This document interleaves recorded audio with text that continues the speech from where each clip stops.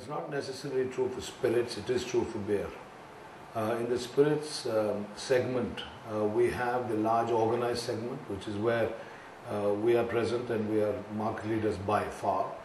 But there's also the country spirit segment, which is huge, which probably is in excess of 200 million cases or more, which is pretty large.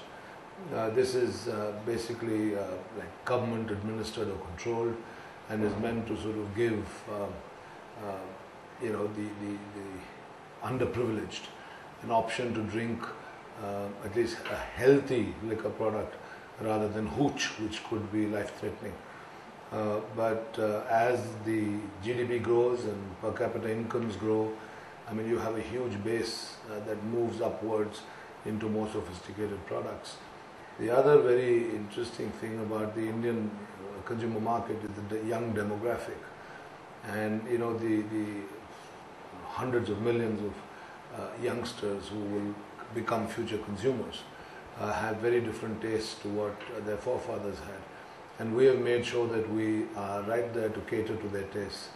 And the entry level is typically beer, and we have built brand Kingfisher as a lifestyle brand, which immediately appeals to youngsters, which immediately appeals to those who are successful, who obviously therefore are upwardly mobile, who are aspirational, because people like to show their success, show their wealth. And the Kingfisher brand is built around these values. But unfortunately, the state governments have taxed beer on the same way they've taxed spirits. In other words, the duty structure isn't aligned to the alcoholic strength as it should be. So a bottle of beer with, let's say, 5% alcohol content is taxed the same way as a bottle of whiskey with 43% alcoholic content. And that has created a situation where beer is become too expensive as compared to a small bottle of whiskey. And that's one of the reasons why beer hasn't really exploded in demand.